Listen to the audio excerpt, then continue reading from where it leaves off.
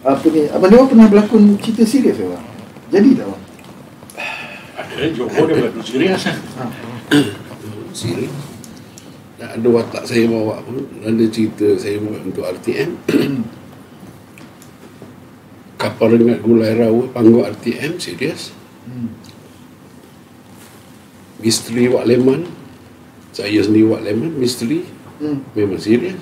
Saya dengan watak murung saya pun semua serius. Tak ada masalah.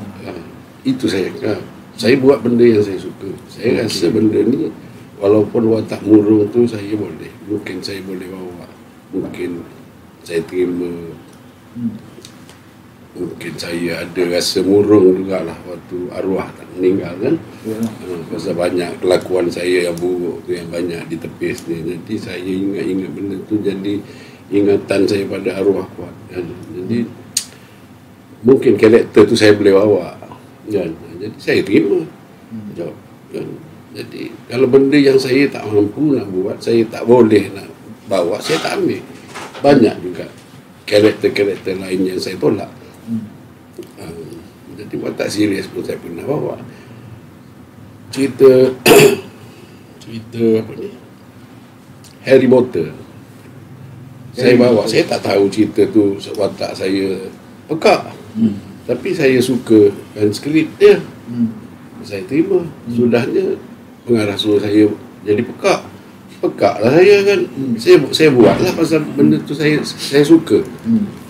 Cerita tu pun saya suka, jadi saya terima. Jadi sekarang ni memang apa yang saya buat pun berdasarkan pada apa yang saya suka. Baik apa pun lah, saya buat, saya suka, saya buat. Kalau tak ada memang saya tolak ulat-ulat je lah. Saya tolak pun cakap saya sibuk, saya buat kerja ni, tak adalah saya tolak semata-mata kerana karakter ataupun kerana payment ke apa. Sebab payment saya tidak pernah tanya berapa awak nak bayar saya kalau buat ni, saya tidak pernah tanya. Saya terima dulu je. Kalau terima, bayar banyak tu syukurlah dengan apa yang tak ada. Pada tak ada langsung, baik ada. Itu je lah konsep saya sekarang. Saya buat bila saya suka, tak suka saya tak buat. Berapa dia beri, saya terima. Alhamdulillah, syukur. Saya nak tanya Abang Dewa, ada beberapa pelakon yang selalu ikut karya Mamat, tiba-tiba hilang, tak ada. Kemana mereka? Kenapa Mamat tak nak ambil ke atau apa ke? Walhal kita nampak logiknya boleh disambung. Kenapa? Kalau itulah soalan saya nak jawab pun tak boleh. Pasal saya sendiri pun tak pernah dia cerita kenapa, dan saya tidak pun pernah bertanya kenapa dah tak bawa orang ni, kenapa tak bawa balik orang ni. Dan dia pun tidak pernah bercerita, dan saya pun tak suka nak bertanya. Jadi memang saya tak tahu dan saya tak boleh nak jawab soalan tu. Itu hanya dia sendirilah yang Abang Mat rasa macam mana Pak? Dia sebenarnya sifat tabiat seseorang pelakon itu. Dan pelakon kerabatnya ada sekarang ni tidak pernah mempersoalkan apa jua yang Mama buat. Tapi memang pelakon yang tak ambil tu memang terlalu banyak persoalan yang lain. Banyak kerenahnya kan? Dan kerenah dalam segi bayaran, kerenah dalam segi masa, kerenah dan lain-lain kerenah yang kita, yang Mama fikirkan mungkin sikit sebanyak nanti kata orang dapat merosakkan perjalanan pencipta itu, perjalanan kata orang kemesraan di dalam keluarga kaum pisang. Itu kemungkinan itulah yang apa yang saya dapat tahu sikit sebanyak. Jadi dia penolakan yang sangat berhemah lah. Dia tidak pernah mengungkit-ungkit, tak pernah cerita hal-hal kepribadian seseorang yang kenapa dia tak ambil seseorang itu. Itu adalah sifat dia lah. Dan saya rasa okey lah. And then we talk about cerita-cerita tentang komedi ni. Komedi ni ada juga benda yang tak logik, ada juga benda yang logik. Ada juga benda yang believable. Kita orang dia benda drama ni ada dua, satu boleh dipercayai, satu lagi logika pada cerita itu.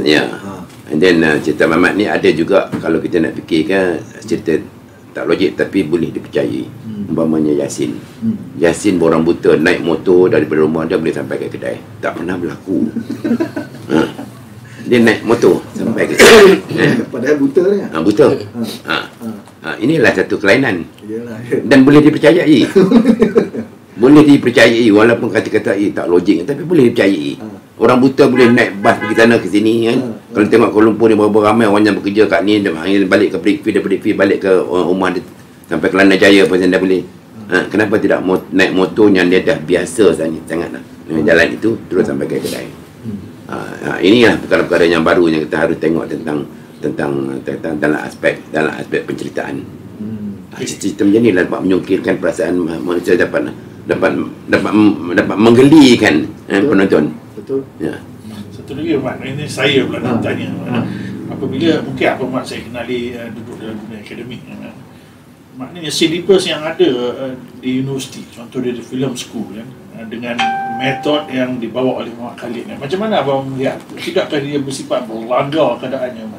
Maksudnya hukum mengatakan harus begini, tetapi keberanian Muhammad mengatakan begini dan rakyat boleh menerimanya. Maknanya bagaimana kita melihat sistem sistem silibus yang kita ada?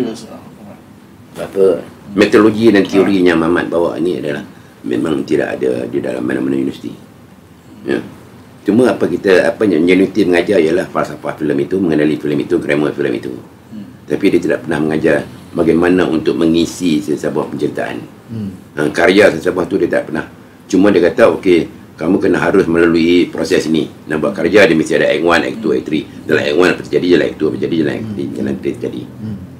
Tapi kita boleh mencabarkan act tersebut, structure tersebut dengan apa, dengan membekalkan ilmu pengalaman kita, pengetahuan kita. Kita nak buat sesuatu yang baru, kita harus cuba sesuatu yang baru daripada luar kotak. Apa yang Muhammad buat ni daripada luar kotak, luar teori pelajaran dan juga pengajaran di universiti. Ini kita harus juga, isu ni harus dibangkitkan, jadikan satu jurnal yang baik untuk dibentang di universiti. Kenapa cerita Muhammad ni terkeluar daripada luar kotak pembelajaran? Jadi harus diangkatkan, dia mencabarkan teori yang tersedia ada. Itu sebab saya melihat apabila Muhammad datang dengan hantu kalimah office, kerana banyak hal-hal baru yang kita lihat dari sudut syutingnya kan. Betul. And then Mak Etote pun datang macam tu juga. Betul. Lalu office juga lagi. Maknanya kedua-dua ni sudah mencabar, kata orang, dari sudut akademik punya sistem kan. Ekosistem cara tu lain macam.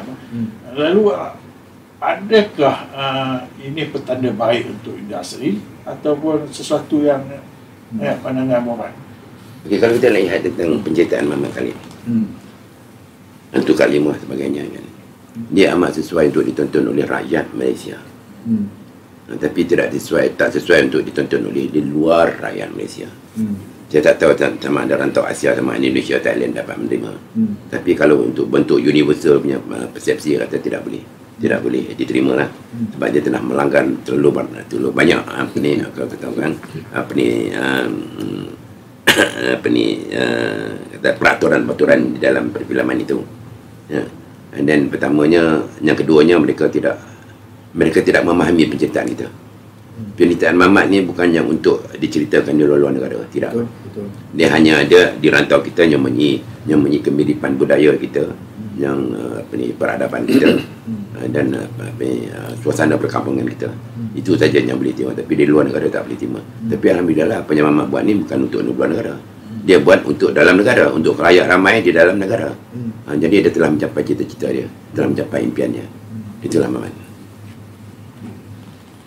Abang, Dewa, adakah semua orang boleh melakonkan watak komedi? Adakah semua orang boleh?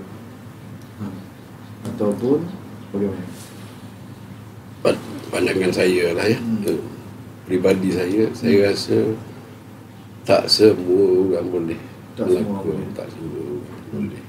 Pertama, kadang-kadang lontaran dialog yang diberi dengan karakter kita sendiri, saya rasa ialah mungkin kalau pelawak tu yang bawa, mungkin fizikal dia tu sendiri dah memang lawak. Kadang-kadang cara dia berjalan pun orang boleh ketawa, belum lagi dia bercakap kan. Jadi kalau orang yang macam saya ni, saya rasa kalau bukan dengan arwah, tak semua orang boleh melakonkan komedi. Sebab saya bukan komedi. Tambah-tambah lately saya memang jarang cakap sangat. Saya tak suka, saya lebih suka mendengar je. Saya tak talkative sangat lah. Maknanya saya tidak layan nak borak ni saja, nak borak-borak kosong ni, nak sembang-sembang, nak sedapkan cerita, tak ada. Kalau tak ada bercerita, saya lebih suka dengar je bercerita. Saya tak cakap pun. Tapi orang kadang-kadang ingat saya ni komedi sangat. Saya rasa tak semua orang yang boleh nak melakonkan watak komedi ni. Abang rasa macam mana, Pak? Setuju. Setuju Tak bukan semuanya boleh watak komedi. Sebab jiwa dia mesti ada menyukai jiwa komedi. Dan yang keduanya dialog itu. Dialog yang membuat dia komedi dengan reaksi yang bersahaja. Jadi kalau orang yang bukan komedi, mungkin dia boleh terima dialog ni, dan jadi reaksinya berlainan. Dialog tidak sampai seperti apa yang harus dilaksanakan ataupun diekspresikan. Ini menyebabkan kata orang kelebihan komedi ini. Dan walaupun orang tu serius macam mana pun, kita rasa dia amat komedi kalau dia menghayati watak itu, menghayati dialog itu. Dan dia tidak begitu, kata orang, klise ataupun overreaction. Orang patutnya komedi ni tak boleh overreaction. Komedi yang paling orang suka ialah jangan overreaction. Ikut apa yang skrip dan posturnya bagus, ekspresinya bagus. Jadi tak semuanya boleh buat, ya. Walaupun seorang pelakon yang kita katanya ada nama pun bukan senang nak cari, nak buat dia susah. Ya. Apa ni, Cik Fadil seorang pengarah seni, dia melihat semua benda semua seni. Di mana anda melihat seni dalam karya Mamat tu sendiri?